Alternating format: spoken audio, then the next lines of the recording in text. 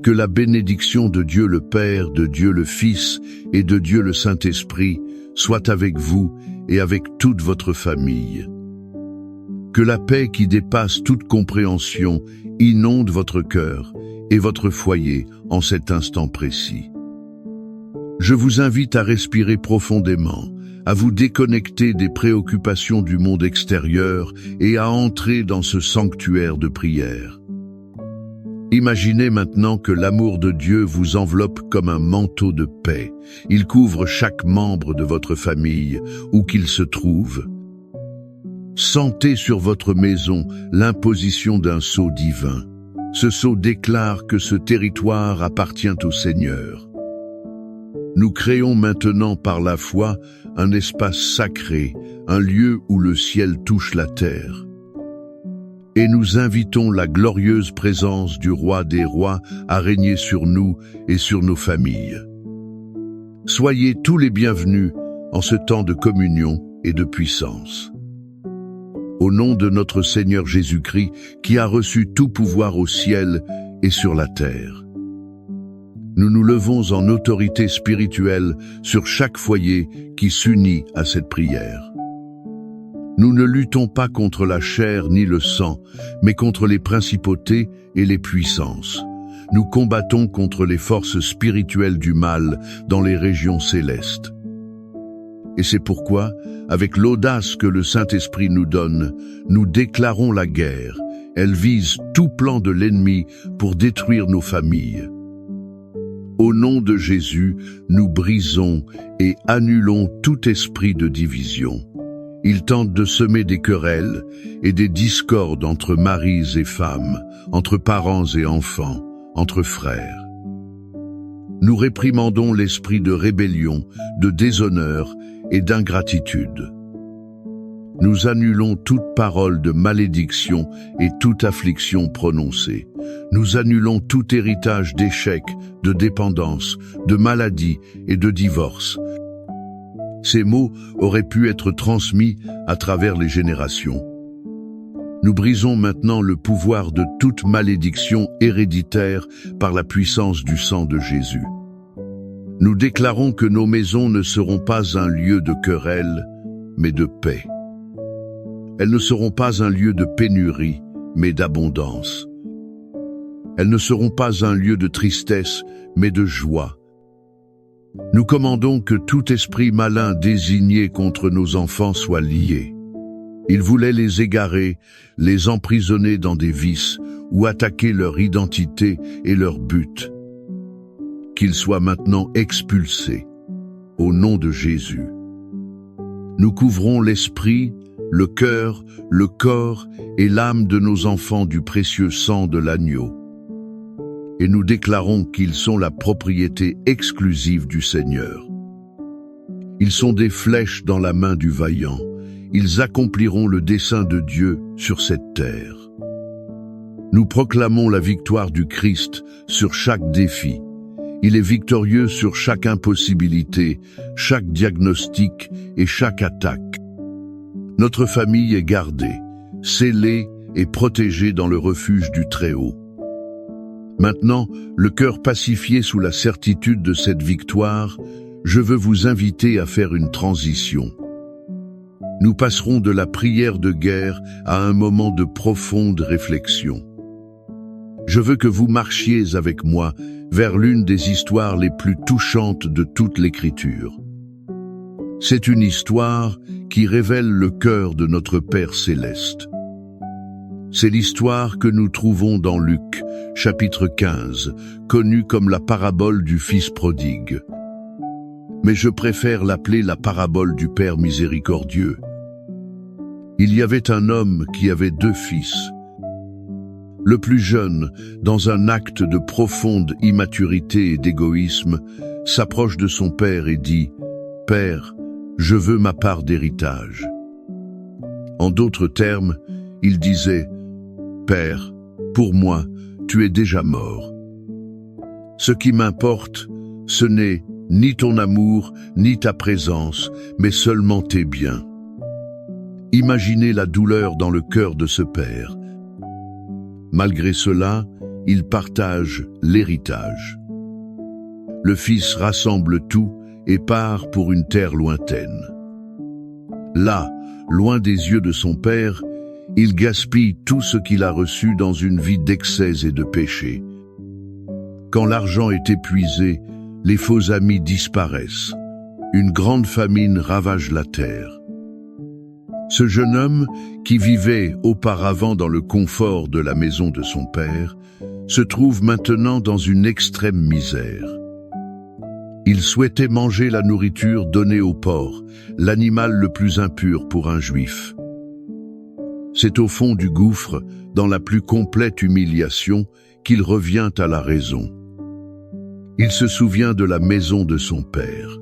Là-bas, même les serviteurs avaient de la nourriture en abondance, tandis que lui mourait de faim. Le cœur repentant, il décide de revenir. Il ne veut pas revenir comme fils, mais espère être accepté comme un simple serviteur. Et voici le point culminant de l'histoire. Le texte dit: alors qu'il était encore loin, son père le vit et, rempli de compassion, courut vers son fils. Il l'embrassa et le serra dans ses bras. Le père n'attendit pas. Il ne resta pas les bras croisés, exigeant des excuses.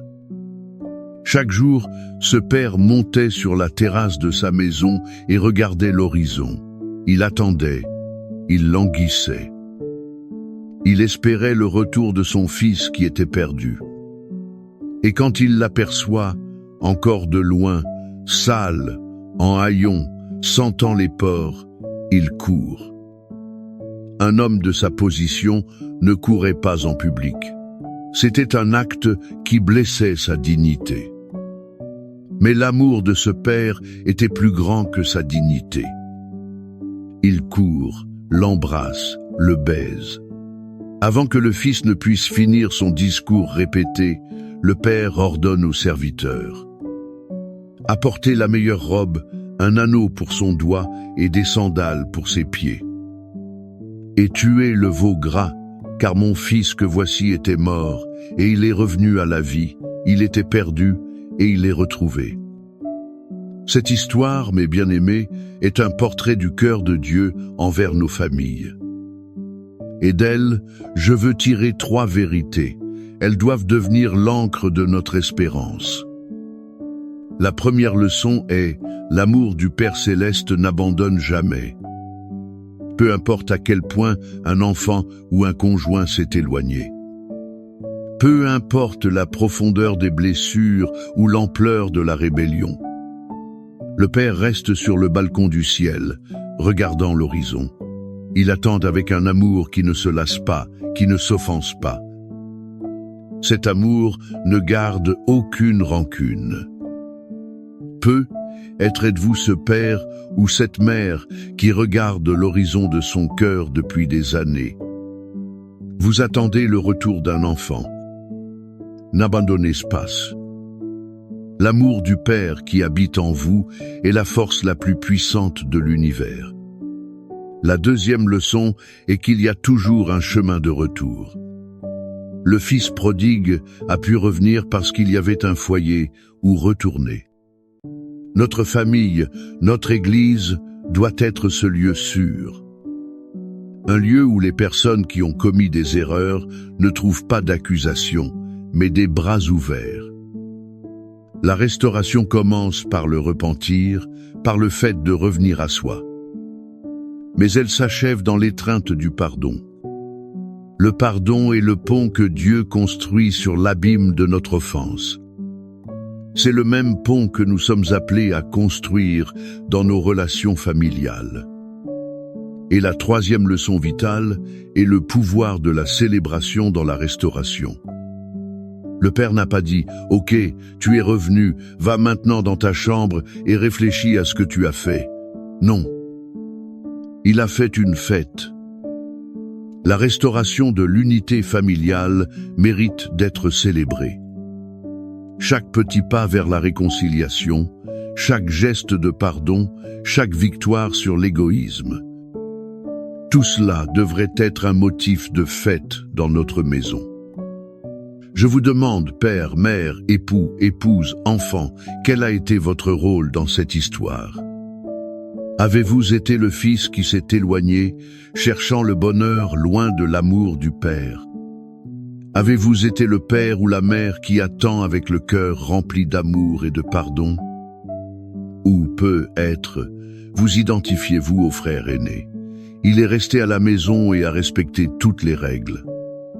Mais il avait le cœur rempli d'amertume et ne pouvait se réjouir de la restauration de son frère.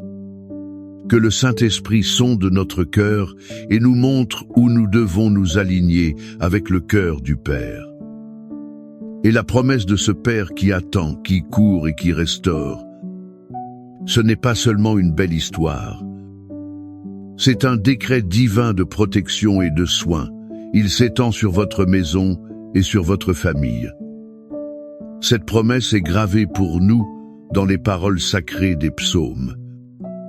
Le psaume 91 est le mur de feu de Dieu autour de nous. C'est la déclaration que, sous ses ailes, nous sommes en sécurité.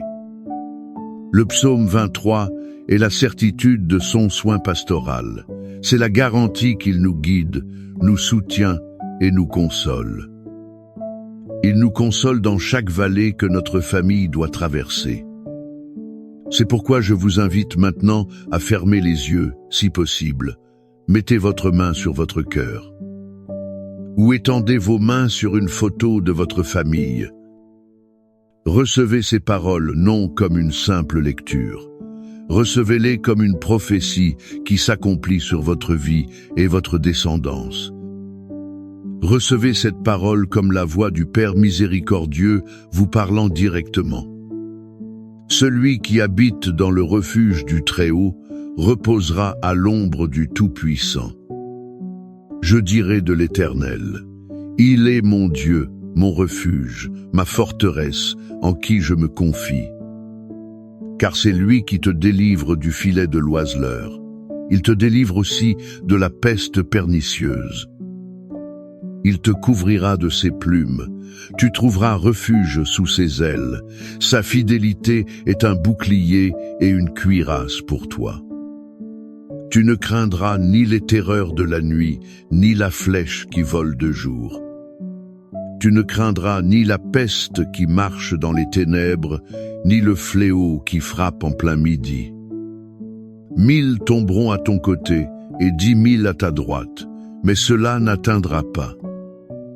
De tes yeux seulement tu regarderas, et tu verras la rétribution des méchants.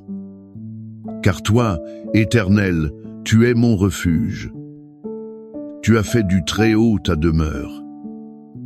Aucun mal ne t'arrivera, et aucune plaie n'approchera de ta tente. Car il ordonnera à ses anges à ton sujet. Ils te garderont dans toutes tes voies. Ils te porteront sur leurs mains, de peur que ton pied ne heurte une pierre. Tu marcheras sur le lion et la vipère, tu fouleras le lionceau et le serpent. Puisqu'il m'aime, je le délivrerai, je le protégerai, car il connaît mon nom. Il m'invoquera, et je lui répondrai. Je serai avec lui dans la détresse, je le délivrerai et le glorifierai. Je le rassasierai de longs jours, je lui ferai voir mon salut. Père bien-aimé, à la lumière de ta parole et de la révélation de ton cœur de Père, nous nous unissons comme une grande famille de foi pour intercéder les uns pour les autres. Nous apportons devant ton trône de grâce chaque famille représentée ici. Seigneur, nous prions pour chaque fils et fille qui, comme le prodigue, s'est éloigné de la maison et de tes chemins. Où qu'ils se trouvent, Père, nous demandons que ton Saint-Esprit les atteigne. Qu'ils reviennent à la raison et se souviennent de l'amour et de la sécurité de ton étreinte. Que toute cécité spirituelle soit levée, que toute chaîne de dépendance soit brisée. Qu'ils ressentent un désir irrésistible de ta maison. Nous libérons sur eux la grâce du repentir. Nous déclarons qu'ils reviendront. Père, nous prions fervemment pour la guérison et la restauration des mariages. Là où l'amour s'est refroidi, rallume la flamme. Là où la communication a été brisée, reconstruis les ponts.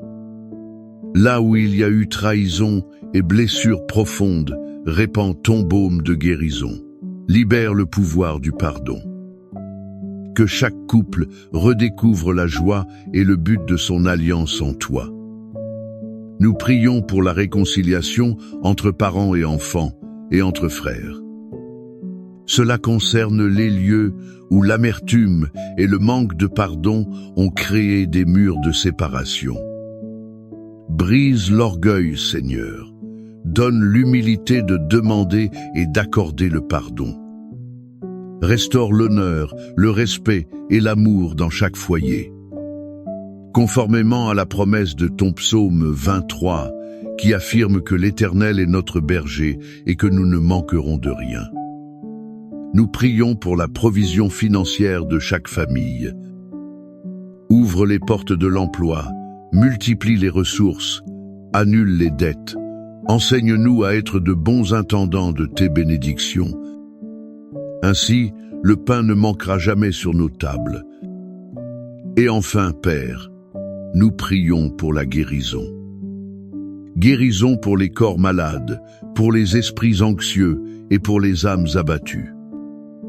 Que ta vertu traverse chaque personne qui écoute cette prière, du sommet de la tête à la plante des pieds. Elle apportera santé, paix et plénitude. Nous recevons ta protection, ta restauration et ta provision. Si vous souhaitez consacrer votre famille sur cet autel de prière, je vous invite à écrire le nom de votre famille ou votre pétition spécifique dans les commentaires. Croyons ensemble, car la prière d'un juste est très efficace. Que l'étreinte du Père qui pardonne, la grâce du Fils qui restaure et le réconfort du Saint-Esprit qui unit. Que tout cela soit la réalité constante dans votre vie et dans votre maison. Que votre famille soit un phare de la gloire de Dieu, un témoignage vivant de son pouvoir. Il transforme ce qui était mort en vie. Il transforme ce qui était perdu en un trésor retrouvé. Allez en paix. Vivez dans la certitude que vous et votre maison êtes sous la puissante protection de Dieu. Amen.